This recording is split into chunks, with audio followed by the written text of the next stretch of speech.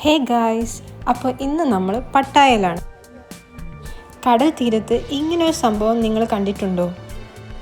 ഇതാണ് sanctuary of truth. ദൂരെ നിന്ന് നോക്കിയാൽ ഒരു വലിയ മരക്കോട്ട പോലുണ്ടല്ലേ. ഇതിൻ്റെ മെയിൻ സംഭവം എന്താണെന്ന് വെച്ചാൽ, ഈ കാണുന്ന കൂറ്റൻ ബിൽഡിംഗ് ഫുൾ മരത്തിലാണ് ഉണ്ടാക്കിയിരിക്കുന്നത്. 1981 തുടങ്ങിയ പണിയാണ്, ഇതുവരെ തീർന്നിട്ടില്ല. വാ, ഇനി നമുക്ക് ഉള്ളിലേക്ക് കയറി നോക്കാം. ഇനി ഇതിൻ്റെ ഉൾവശം നോക്കിയാൽ നിങ്ങൾ ശരിക്കും ഞെട്ടും. തൂണിലും മേൽക്കൂരയിലുമൊക്കെ എന്തൊരു കൊത്തുപണികളാണെന്ന് നോക്കിയേ. തേക്ക്, മഹാഗണി മരങ്ങളിലൊക്കെയാണ് ഇത് ചെയ്തു വെച്ചിരിക്കുന്നത്. പിന്നെ സേഫ്റ്റി ഇമ്പോർട്ടൻ്റ് ആയതുകൊണ്ട് ഉള്ളിൽ കയറുമ്പോൾ ഹെൽമെറ്റ് വെച്ചിരിക്കണം. ഇതിൻ്റെ മറ്റൊരു പ്രത്യേകത, ഇതുണ്ടാക്കാൻ ഒരു ഇരുമ്പാണി പോലും ഉപയോഗിച്ചിട്ടില്ല എന്നതാണ്. വുഡൻ ജോയിൻറ്റിങ് എന്നൊരു ടെക്നിക്കിലൂടെയാണ് ഇതൊക്കെ കൂട്ടി ഉറപ്പിച്ചിരിക്കുന്നത്.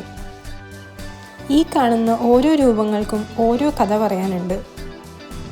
ബ്രഹ്മാവ്, വിഷ്ണു, ശിവൻ എന്നീ ദൈവങ്ങളുടെ ശില്പങ്ങളെല്ലാം ഇവിടെ ഡീറ്റെയിൽ ആയിട്ട് കൊത്തിവെച്ചിട്ടുണ്ട്. കാറ്റും വെളിച്ചമൊക്കെ കയറാൻ പാകത്തിനാണ് ഇതിൻ്റെ ഡിസൈൻ.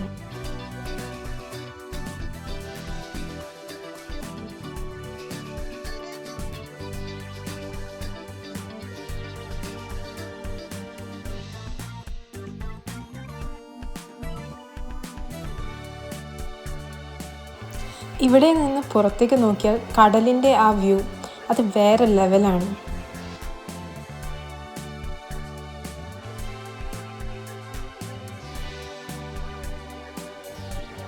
പുറത്തേക്ക് ഇറങ്ങുമ്പോഴാണ് നമുക്കിതിൻ്റെ ഗാംഭീര്യം ശരിക്കും മനസ്സിലാവുന്നത്. നിങ്ങൾ പട്ടാല് വരുന്നുണ്ടെങ്കിൽ ഈ സ്പോട്ട് ഒരിക്കലും മിസ് ചെയ്യരുത്.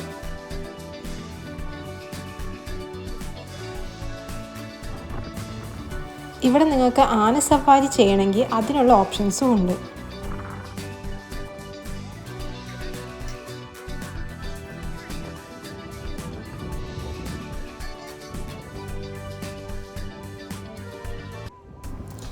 ഇവിടെ മുകളിലേക്ക് നോക്കിയാൽ 3 തലയുള്ള ആ ആനയുടെ രൂപം കണ്ടോ?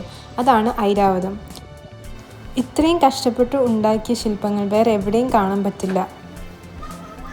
ഇവിടെ നമ്മൾ നടന്ന് കാണുമ്പോൾ തന്നെ ഒരു വശത്തെ ശില്പികൾ പണിയെടുക്കുന്നത് കാണാം. ഈ ഓരോ രൂപങ്ങളും അവർ കൈ കൊണ്ട് കൊത്തിയെടുക്കുന്നതാണ്. പഴയത് കേടുവരുമ്പോൾ പുതിയത് മാറ്റി വെക്കുന്ന പണികളൊക്കെ ഇവിടെ എപ്പോഴും നടക്കുന്നുണ്ട്. അപ്പോൾ പട്ടായയിൽ വരുമ്പോൾ ഈ സ്ഥലം ലിസ്റ്റിലിട്ടോളൂ. കലയും ചരിത്രവും ഒക്കെ ഇഷ്ടപ്പെടുന്നവർക്ക് ഇതൊരു സ്വർഗമാണ്. വീഡിയോ ഇഷ്ടമായെങ്കിൽ സബ്സ്ക്രൈബ് ചെയ്യാൻ മറക്കല്ലേ.